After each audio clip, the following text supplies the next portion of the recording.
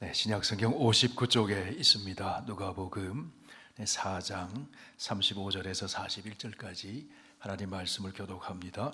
그날 저물 때에 제자들에게 이르시되 우리가 저편으로 건너가자 하시니 그들이 무리를 떠나 예수를 배에 계신 그대로 모시고 가매 다른 배들도 함께 가더니 큰 풍랑이 일어나며 물결이 배에 부딪혀 들어와 배에 가득하게 되었더라. 예수께서는 고물에서 베개를 베고 주무시더니 제자들이 깨우며 이르되 선생님이여 우리가 죽게 된 것을 돌보지 아니하시나이까 하니 예수께서 깨어 바람을 꾸짖으시며 바다더러 이르시되 잠잠하라 고요하라 하시니 바람이 그치고 아주 잔잔하여 지더라. 이에 제자들에게 이르시되 어찌하여 이렇게 무서워하느냐 너희가 어찌 믿음이 없느냐 하시니 함께 읽습니다. 그들이 심히 두려워하여 서로 말하되 그가 누구이기에 바람과 바다도 순종하는가 하였더라. 아멘. 하나님, 이렇게 하나님이 사랑하시고 귀중히 여기시는 우리 성도님들 이 저녁에 함께 모여서 한 마음으로 하나님을 찬양하게 하시고 또 한 마음으로 하나님 말씀을 듣게 해주시고 또 한 마음으로 주의 뜻을 구하며 또 우리의 소원을 올려드리며 기도하게 해주셔서 감사합니다. 오늘 이 밤에도 천지의 창조주 우리를 지극히 사랑하시고 우리의 삶을 눈동자처럼 지키시고 인도하시는 사랑의 그 하나님을 만나게 하셔서 우리의 삶에 힘이 생기고 또 하나님의 은혜를 자랑하는 저희들의 삶이 되도록 함께하여 주시옵소서. 예수님 이름으로 기도하옵나이다. 아멘. 네, 이적을 통해 만나는 그리스도, 이런 제목으로 말씀 나누고 있습니다. 우리가 복음서를 읽으면서 우리 예수님이 이적을 행하시는 사건을 만납니다. 그때 예수님 만난 사람들은 지극히 평범한 사람들, 약한 사람들, 볼품이 없는 사람들, 그들에게 역사 속에서 실제로 일어났던 하나님의 사건이었다 하는 겁니다. 우리가 말씀을 함께 읽고 또 말씀을 들을 때 여러분의 삶 속에 불가능한 일들이 주님의 능력으로 이적이 일어나는 사건이 일어나기를 축원합니다. 우리 한국교회 역사에 보면은 하나님께서 정말 위대하게 쓰신 종들이 여러 사람들이 등장합니다. 길선주 목사님은 영권이 있는 목회자다, 주의 종이다 그랬습니다. 또 한 사람은 김익두 목사님인데 우리 김익두 목사님 얘기를 많이 들으셨을 거예요. 이분이 황해도 안악골이라고 하는 곳에서 1876년인가 뭐 이쯤에 태어나셨어요. 과거를 봐도 낙방하고 10대 어린 나이에 아버지가 세상을 떠나고 마음대로 일이 풀리는 게 없는 거예요. 좌절하고 좌절하다가 술에 빠져 삽니다. 그리고 폭력배들과 어울려 다니면서 그 주목 세계의 두목이 됩니다. 가장 나쁜 일을 행하고 또 죄를 짓고 그렇게 살았던 그런 사람이 전도를 받게 되고 스왈론 선교사님을 만나게 되고 그래서 복음을 듣고 예수를 믿게 됐어요. 그래서 이분이 참 유명한 일화가 있잖아요. 부흥회를 가려고 하는데 더운 날씨에 한 곳에서 웃옷을 벗고 바람을 쐬고 있는데 어떤 술 취한 사람이 오다가 시비를 건 거예요. 그래서 김익두 목사님이 시비를 거니까 그 사람들에게 한 말을 했습니다. 그러자 그 술 먹은 사람이 주먹으로 김익두 이 청년을 때린 거예요. 그러자 김익두 이 청년이 이제 예수 믿고 이 청년이 아주 유명한 말을 하죠. 내가 김익두라고. 그 지역에 다 소문이 김익두를 피해야 된다고 가다가 호랑이 만난 것처럼 김익두 만나면 큰일 당한다고 그런 소문이 퍼져 있었던 차에 내가 김익두라고. 그러니까 이 사람이 깜짝 놀란 거예요. 벌벌 떨면서. 그래서 이런 얘기를 합니다. 김익두, 예수 믿은 지 얼마 안 된 김익두 청년이 예수는 내가 믿고 복은 너가 받았다. 오늘 예수는 내가 믿고 복은 너가 받았다. 예수 믿지 않았으면 너는 죽었다는 거예요 오늘. 근데 내가 예수 믿었기 때문에 너가 복은 너가 받는다. 하나님이 김익두 청년을 사용하셔요. 1919년부터 21년까지 그 어간에 집중적으로 하나님께서 이적을 행하세요. 집회를 하면 이제 목사가 되고, 집회를 하면 병든 자가 치유되고, 그런 병든 자가 치유되는 일들이 10,000명 이상 일어났다는 거예요. 그리고 김익도 목사를 통해서 200명 넘는 사람들이 주의 종으로 헌신하게 되고, 하나님이 왜 이 사람을 쓰셨을까? 주목세계에 있던 사람인데 예수는 내가 믿고 복은 너가 받는다. 여기에 우리 크리스천의 바른 신앙 그리고 정신이 있다는 거예요. 예수는 내가 믿고 내가 예수 믿어서 옆에 있는 사람이 복을 받게 해주는 거, 거기에 하나님 능력이 나타난다는 겁니다. 예수를 내가 믿고 복도 내가 받고, 아니 내가 더 받고, 거기에 능력이 안 나타나는데 예수 믿고 복을 너가 받는다. 우리 교회 학교 우리의 자녀들도 예수 내가 믿고 복의 통로가 되기를 축복합니다. 내가 예수 믿기 때문에 내 주변에 있는 사람이 복을 받는 거죠. 거기 하나님의 능력이 나타나는 겁니다. 공부하는 목적도 그렇고 취직해서 일하는 목적도 그렇고, 나는 예수 믿기 때문에 너가 복을 받는다. 요셉처럼 거기에 놀라운 하나님의 역사가 일어난다는 거죠. 그럼 저와 여러분의 삶 속에, 여러분의 가정 가운데 그런 하나님의 이적과 같은 그런 역사가 일어나기를 축복합니다. 불가능해 보이지만 주님이 함께 하심으로 이적이 나타나는 거예요. 능력이 나타나고, 그래서 하나님의 은혜와 복이 흘러가는 거죠. 그러면 세상 사람들이 교회를 보는 눈이 달라질 거예요. 크리스천을 보는 눈이 달라질 겁니다. 예수 믿고 복도 내가 받고, 그러니까 능력이 없는 거죠. 능력이 없는 거죠. 자, 오늘도 우리 복음서를 통해서 예수님을 만나는데 이적을 행하시는 예수님. 지금까지는 이적들이 오병이어로 양적인 풍성함을 주시는 이적, 더 물이 포도주로 만드는 그 질적인 변화가 일어나는 일, 또 병을 고쳐주시는 일, 귀신을 쫓아내는 일, 뭐 이런 이적들을 계속 행하시잖아요. 사람들과 관계된 일이었어요. 그런데 오늘 본문에 보면 예수님의 이적을 행하시는 그 사건이 자연에 대한 이적을 일으키세요. 자연에 대한 이적. 광풍이 불었습니다. 큰 풍랑이 일어났는데 그 풍랑을 꾸짖어서 고요하라, 잠잠하라. 그러니까 고요해졌습니다. 잠잠해졌습니다. 여기서 우리가 무엇을 생각할 수 있습니까? 하나님은 창조주시라는 거예요. 하나님은 성삼위 하나님, 성부, 성자, 성령 하나님이 그 창조의 역사에 함께 하신 삼위일체의 하나님이세요. 하나님이 만물의 주관자가 되시고 만물을 다스리시는 주님이시다. 주님이시다. 굉장히 중요한 의미가 있죠. 자연은 저절로 생긴 것이 아닙니다. 이 우주는 갑자기 저절로 생긴 게 아니에요. 이게 전제되는 이야기입니다.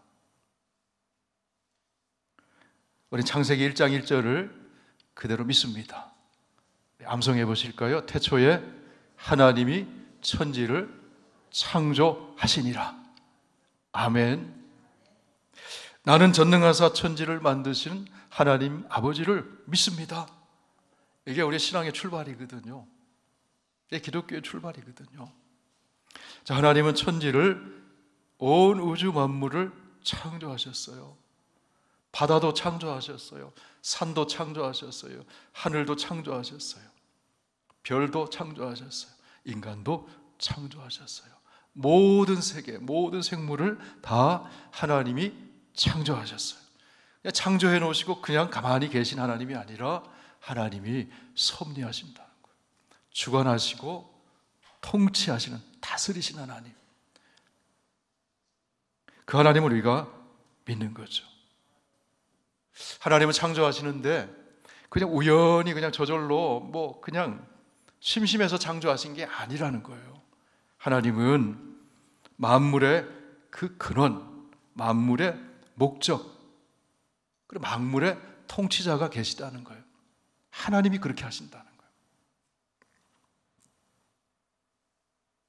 하나님은 만물을 만드시고 섭리하시고 유지하시고 또 지탱하시고 보호하시고 하나님이시라는 거죠. 오늘 이 사건을, 이적 사건을 통해서 우리는 그 하나님을 만나는 거예요. 예수 안에 계신 그 하나님, 그 하나님. 여기서 우리가 생각해 볼 게 있습니다. 진화론은 하나의 가설을 통해서 진화론이라는 이론을 얘기하잖아요. 창조를 부정하잖아요. 근데 그게 아이들에게 가르치잖아요. 근데 이게 얼마나 논리적인 비약이 있고 모순이 있냐 하면, 무에서 유가 생겼다는 거예요. 없는 것에서 갑자기 생겼다는 거예요. 어떻게? 저절로 생겼다는 거예요. 그 다음 무기체에서 유기체, 미생물이 생기고 거기서 점점 진화해 나가면서 하등생물에서 고등생물로 나가고 그 다음에 사람까지 진화가 됐다고 주장하는 이론이잖아요. 그런데 그 물질이 어디서 나왔나요?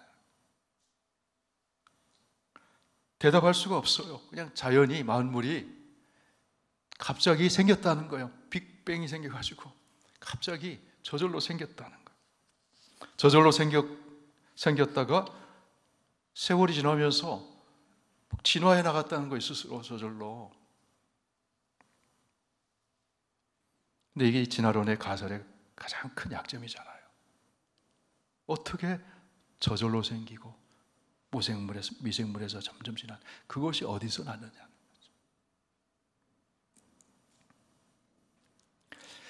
성경만이 진리를 가르쳐줍니다.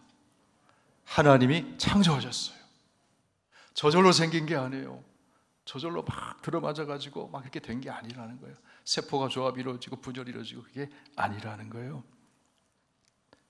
자연도 하나님의 피조물이라는 거예요. 그리고 거기에는 하나님의 목적이 있다는 거예요. 진화론의 가장 큰 문제는, 결정적인 약점 또 하나는 뭐냐면 무목적성이라는 거예요. 목적 없이 저절로 생긴 거예요. 그냥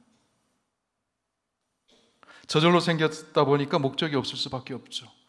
그러니까 그것이 진화돼서 인간까지 진화가 되면 그 인간 자체도 목적이 없는 존재가 되는 거야. 그러니까 함부로 살죠. 함부로 보는 거죠. 세계관이 틀렸다는 거예요. 그냥 다른 동물들처럼 그냥 먹고 살다가 죽는 존재처럼 그렇게 인간을 취급하는 것이죠. 여러분, 우리 인간은, 온 우주 만물은 하나님의 창조하신 목적이 있어요. 하나님을 찬양하도록, 경배하도록. 하나님은 사랑하시기 때문에 창조하셨어요. 사랑하시기 때문에 돌보셔요. 선한 목적을 가지고 계세요. 인간은 어떤 존재로 창조되었습니까? 하나님의 형상으로 창조되었어요. 그래서 목적을 주셨습니다. 생육하고 번성하여 땅에 충만해라, 다스려라. 그 목적을 주신 거예요. 에베소서 2장에 보면 그리스도 예수 안에서 우리가 재창조되었는데 선한 일을 하도록 창조하셨다는 거죠. 분명한 목적이 있다는 거죠. 인간도 하나님이 창조하시고 천지 만물도 자연도 다 하나님이 창조하신 피조물이기 때문에 누구의 손 아래 있어요? 하나님의 손 아래 있는 거예요. 하나님이 통치하시는 거예요. 하나님이 다 주관하시는 거예요. 그래서 바다를 명해서 고요해라 잠잠해라 하면 고요한 거예요. 하나님의 그 손 아래 있기 때문에 오늘 그것을 보여주는 거예요. 하나님이 지배하시는 그 자연을 통해서 하나님이 계시하시는데, 하나님이 하시는 일, 하나님의 뜻을 나타내는 것을 계시라고 하잖아요. 보여주시는데, 하나님은 특별히 자연 법칙을 그 창조 세계에 심어 놓으셔서 자연 법칙을 따라 움직이게 하세요. 낮과 밤이 있고 자전과 공전이 있고, 그 다음에 물은 위에서 아래로 흐르고 수증기는 아래에서 위로 올라가고, 또 비는 위에서 내려오고. 그게 자연 법칙이잖아요. 하나님이 주신 자연 법칙을 통해서 하나님이, 창조자 하나님이 계시다는 것을 계시해 주는 거예요. 보여주는 거예요. 자연 계시적으로. 그런데 이 자연을 통해서 하나님이 역사하시는 특별 계시적인 역사가 또 있다는 거예요. 성경 안에서. 그건 뭐냐면, 자연 법칙을 거슬러서 그 자연 법칙을 깨뜨리면서 하나님께서 일하시는 그 사건을 보여주는 것이 있다는 거예요. 그게 이적이에요. 예를 들면, 홍해가 쫙 갈라졌어요. 그렇죠. 물이 쌓였잖아요.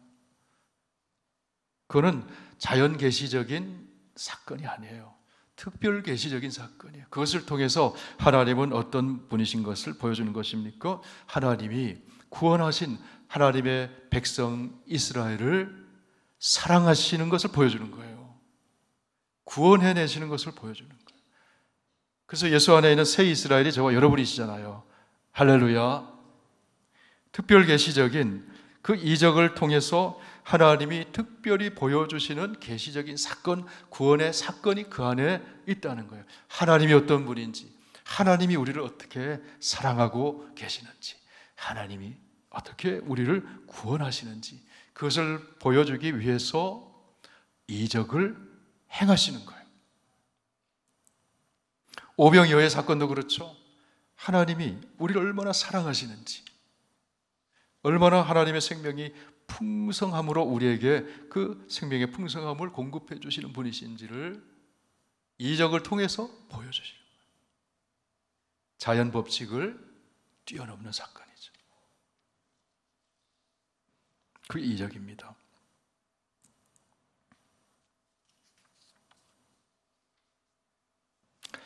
이 이적을 통해서 하나님이 예수 그리스도께서 예수 그리스도를 우리에게 가르쳐 주시는데, 바로 예수님이 만주의 만물의 주님이 되신다.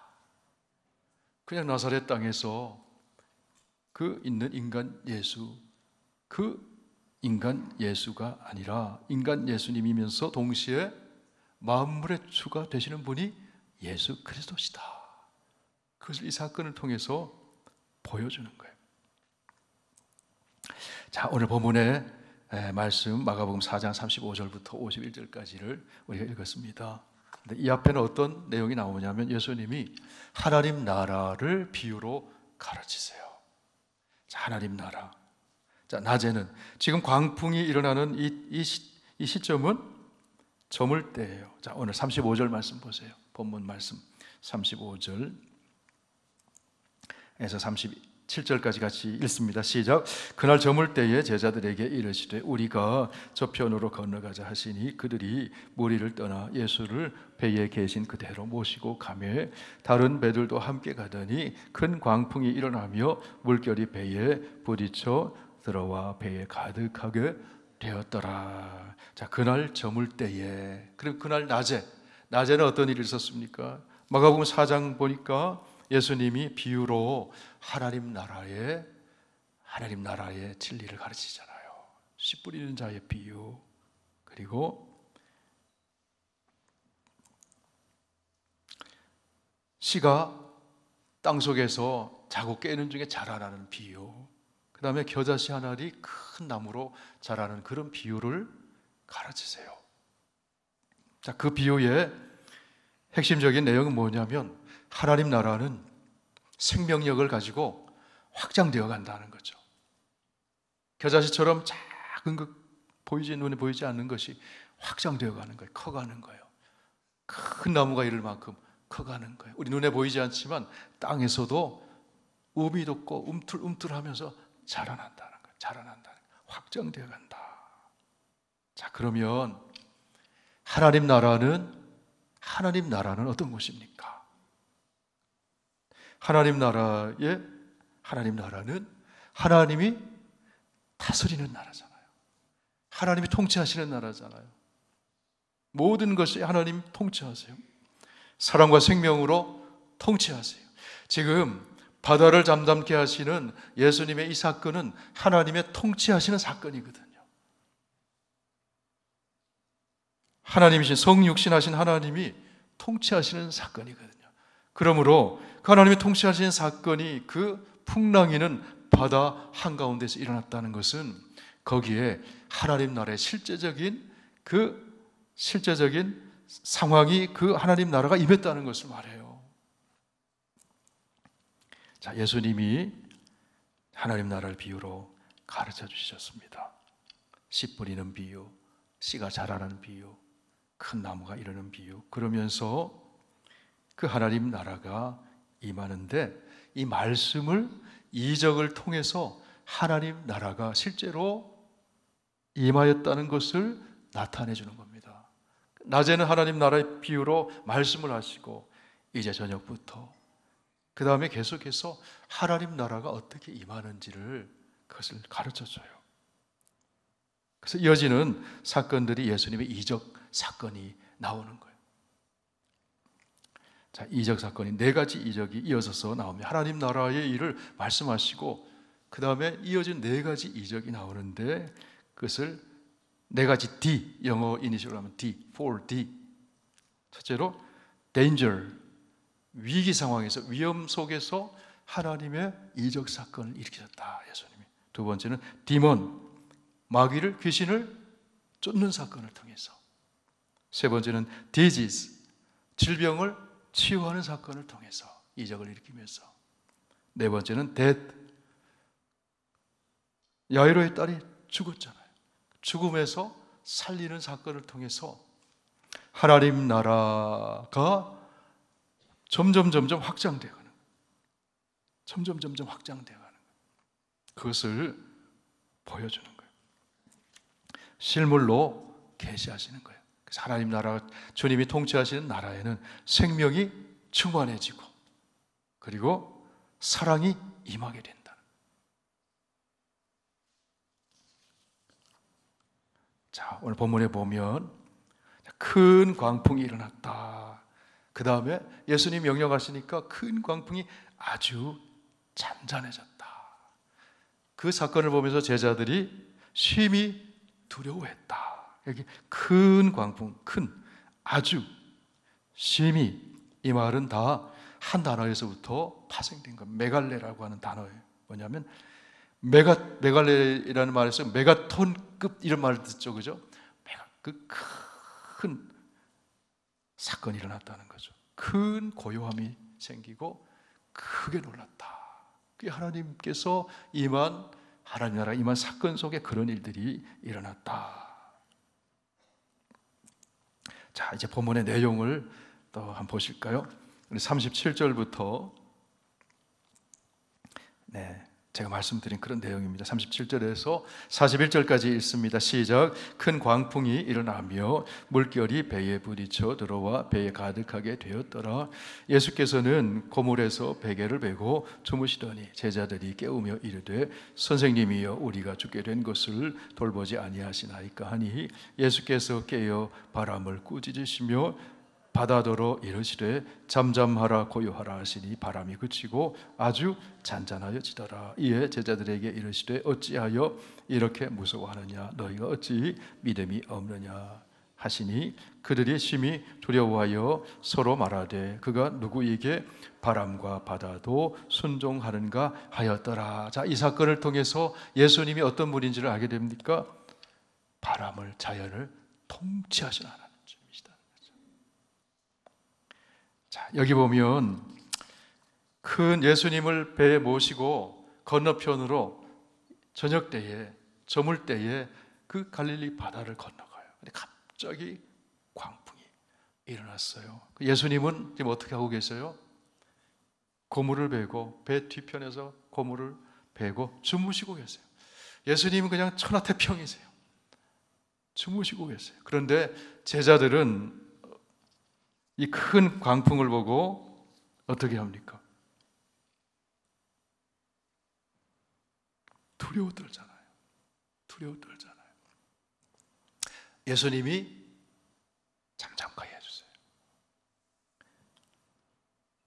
그래서 예수님이 이 이적을 일으키신 다음에 제자들에게 깨우치고자 하시는 것이 무엇인가 하면 왜 믿음이 없느냐는 거예요. 왜 믿음이 없느냐는 거예요. 우리의 삶에는 광풍 같은 것이 갑자기 일어날 수 있지만 광풍이 문제가 아니라 믿음이 문제라는 거예요. 광풍이 불어도 내 마음은 고요하고 잠잠하고 평안하고, 누가 그럴 수 있습니까? 믿음이 있는 사람은 그렇다는 거예요. 누가 믿음이 있는 거예요? 주님이 함께하고 계신다는 믿음이 있는 거죠. 주님은 하신다는 믿음이 있는 거예요. 주님은 잠잠하게 하신다는 거예요. 이 광풍을 잠잠하게 하신다는 거예요. 그리고 예수 믿고 예수님 모시고 인생을 살아가고 있지만 광풍은 언제든지 있다는 겁니다. 예수님이 타고 있는 배에도 광풍이 있다는 거예요.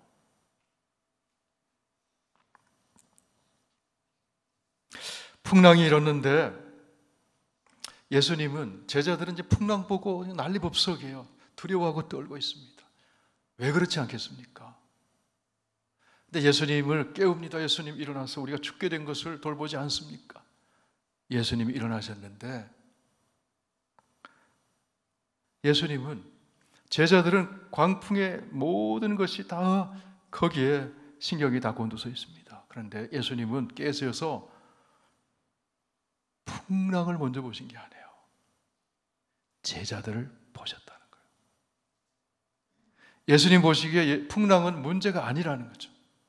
제자들이 문제라는 거예요. 제자들이 뭐가 문제입니까? 믿음이 없는 게 문제라는 거예요. 풍랑이 문제가 아니라 믿음이 없는 게 문제라는 거예요.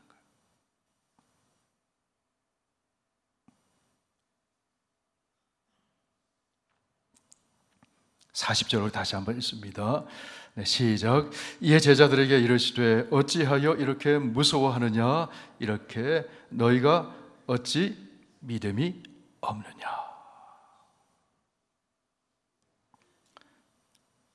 자, 민수기 13장 14장 얘기 또 다시 하면은 정탐꾼을 보냈습니다. 가나안 땅에 보고 왔어요. 10명이 보고를 하는데 두려워해요. 거기는 네피림이 있고 안악자손이 있고, 그래서 우리는 그들에 대하면 메뚜기처럼 보잘것없고 작습니다. 우리는 올라갈 수 없습니다. 두려워하잖아요. 무서워하잖아요. 여호수아와 갈렙은 두려워하지 않아요. 담대해요. 무슨 차이였습니까? 믿음의 차이였다는 거예요. 하나님이 함께 하시면, 하나님이 말씀하셨으므로 우리는 차지할 수 있습니다. 믿음의 차이였다는 거죠. 믿음의 차이.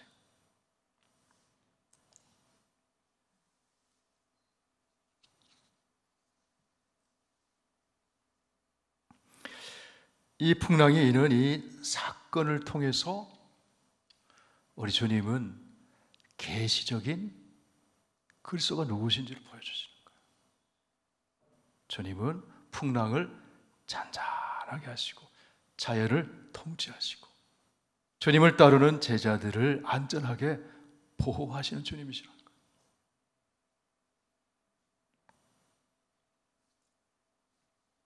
이 풍랑에 목적이 있다는 거예요.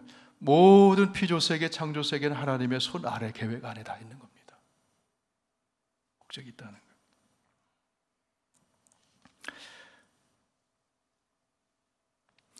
우리 사는 것도 하나님의 계획 안에 있고 죽는 것도 하나님의 계획 안에 있는 줄로 믿습니다. 사나 죽으나 우리는 주님의 손 아래에 있는 거예요. 그런데 그 주님의 손과 그 주님의 그 계획은 선하시다는 겁니다. 할렐루야. 하나님이 나를 이 땅에 보내신 목적이 있어요. 그 목적을 이루기까지 절대 안 죽습니다. 절대 안 죽어요.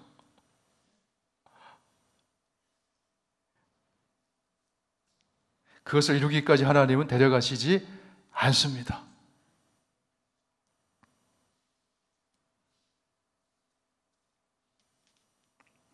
데려가신다고 해도 하나님의 목적은 선하신 거예요. 우린 죽어도 삽니다. 할렐루야. 하나님 나라에서 영원히 살잖아요. 영원히 살잖아요. 광풍이 일어도 예수님은 평안해요. 왜냐하면 하나님이 예수님 보내신 목적이 있기 때문에. 인자가 온 것은 섬김을 받으려 함이 아니라 섬기려 하고 자기 목숨을 많은 사람의 대속물로 주려 함이니라. 우리 예수님 이것을 위해서 왔다. 예수님을 통해 이루신 하나님의 뜻이 있기 때문에 그래요. 평안하신 것이 아니 예수님이 하나님이시거든요. 완전 인간이심이었어도. 사도행전 27장에 보면 바울이 로마에서 복음 전하기를 간절히 소원하고 여러 번 가기를 원했고 기도했습니다. 그런데 바울이 어떤 형편으로 갑니까? 미결수의 신변으로 이렇게 호송되어 가잖아요. 276명이 그 배에 타고 있습니다. 그런데 도중에 유라굴로고라는 광풍이 일어나잖아요. 광풍이 일어나잖아요. 그런데 그 배에 타는 사람들은 다 혼비백산합니다.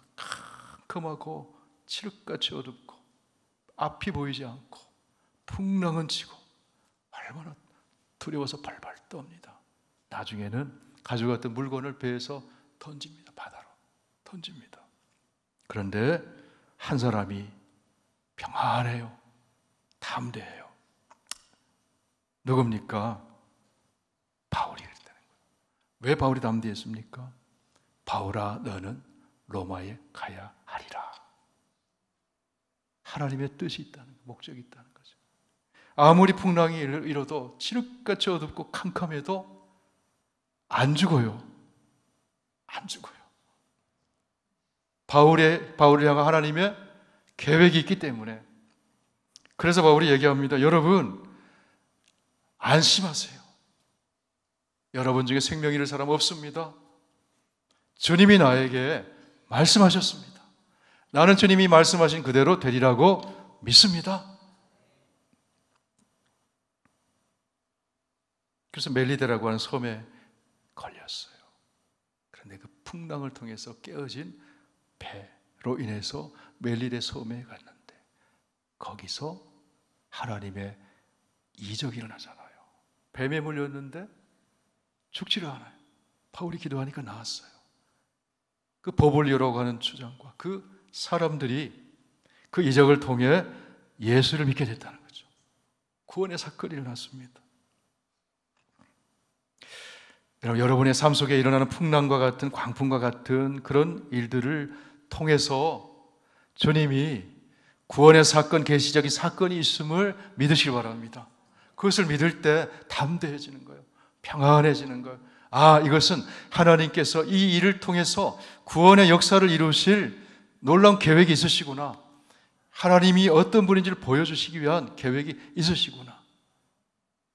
내 마음대로 이 잘 안 되고 일이 지체될 때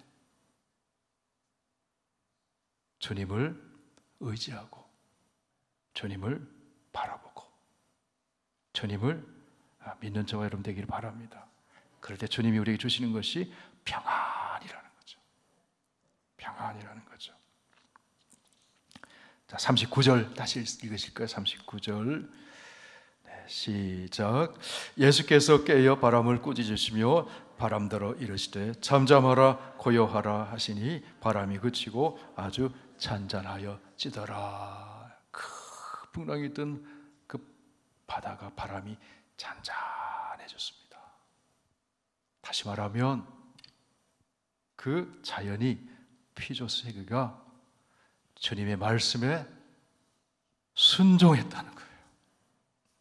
순종했다는 거예요. 바다도 순종합니다. 그런데 잘 순종하지 않는 피조물이 있어요. 누굽니까? 사람은 잘 순종합니다. 순종하면 고요해지는 거죠. 잠잠해지는 거죠. 바다도 순종했는데 하나님의 자녀인 저와 여러분은 주님의 말씀에 잘 순종하기를 바랍니다. 저와 여러분이 그렇게 되길 바랍니다. 그러면 고요해진다는 거예요. 고요해진다는 거죠. 이 사건을 통해서 제자들이 예수님이 달리 보이는 거예요. 배에 타고 계신 예수님이 달리 보이는 거예요. 자연도 다스리시고 자연도 순종하는 주님이시라는 거예요.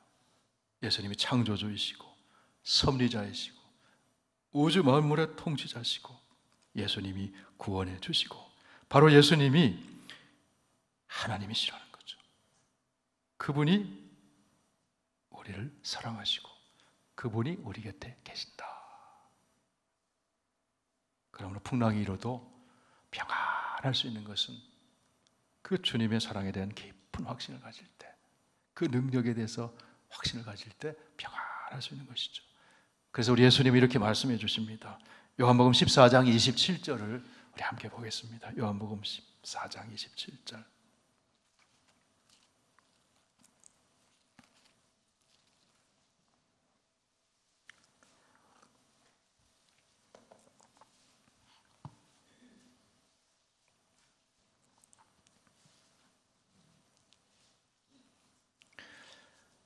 네, 우리 다 함께 큰 소리로 있습니다. 시작. 평안을 너희에게 끼치노니 곧 나의 평안을 너희에게 주노라. 내가 너희에게 주는 것은 세상에 주는 것과 같이 아니하니라. 너희는 마음에 근심하지도 말고 두려워하지도 말아라. 이렇게 말씀하시면 아멘.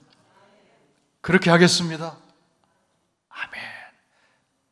잠잠하라, 고요해라 하니까 고요해지듯이 저와 여러분이 주의 말씀에 믿음으로 순종함으로 잠잠하고 고요하고 평안을 누리는 그런 삶이 되시길 축원합니다. 찬송하겠습니다.